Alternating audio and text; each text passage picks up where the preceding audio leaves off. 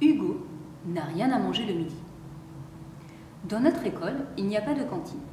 Tous les matins, nos mamans ou nos papas nous préparent une boîte pique-nique avec un sandwich ou une salade, des fruits et parfois des chips.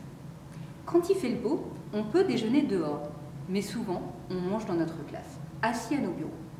C'est pour ça que je m'aperçois vite que quelque chose ne va pas avec Hugo. Hugo, c'est mon voisin de classe.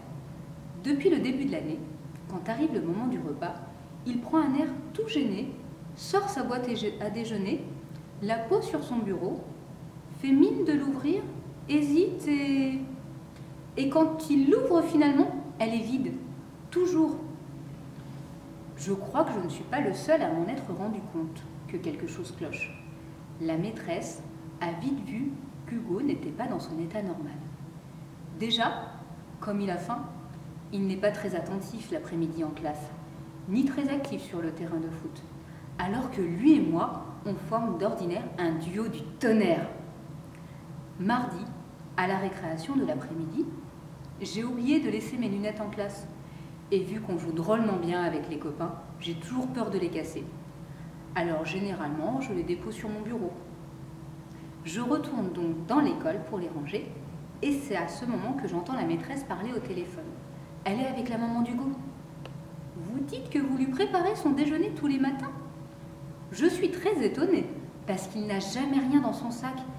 Et ce n'est pas qu'il le mange en venant à l'école, parce que je vois bien à sa baisse de concentration qu'il n'a rien dans le ventre depuis le petit déjeuner.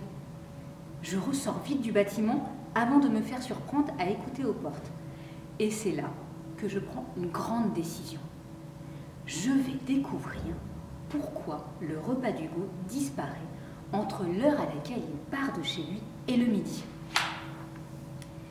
Et pour mener à bien ma mission, pas d'autre solution que de suivre discrètement Hugo. Alors ce matin, je suis cachée près de la porte d'entrée de sa maison, derrière une haie, et j'attends qu'il sorte pour aller à l'école.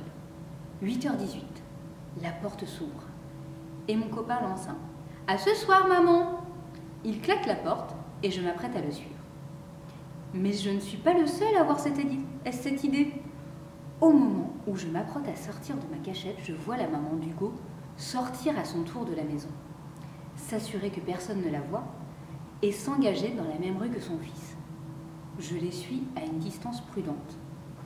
Je longe les murs, je plonge derrière les buissons, je me cache dans des portes cochères, je fais mine de m'absorber dans la contemplation des vitrines des magasins. Sauf qu'il y en a un qui vend des gaines et des grandes culottes pour les dames âgées. Et la vendeuse me regarde d'un drôle d'air. On approche de l'école. Je comprends de moins en moins. Est-ce que quelqu'un vole son sandwich à Hugo? J'ai du mal à y croire. Qui serait capable de faire une chose pareille? Et puis, juste en face de la ruelle qui mène à l'école, Hugo s'arrête. Là, il y a un vieil homme assis sur une couverture, sale et usée. Un chien est couché à côté de lui, la tête posée sur ses genoux. Hugo pose son cartable par terre et en sort un sandwich et une pomme qu'il tend au vieux monsieur. Il s'assoit sur le trottoir à côté de lui et commence à lui parler tout en caressant la tête du chien. De là où je suis cachée, derrière un buisson, je n'entends pas ce qu'il dit. L'homme a l'air de l'écouter. Il le laisse parler. Quand le vieux monsieur a fini de manger, Hugo se lève, lui serre la main et fait une dernière caresse au chien. Il traverse la route pour rejoindre l'école et se retourne une dernière fois pour faire un petit signe de la main, auquel le vieil homme répond. Toujours cachée derrière un buisson, je regarde la maman d'Hugo qui, elle aussi, a suivi toute la scène. Elle a un léger sourire sur les lèvres et ses yeux brillent, très fort.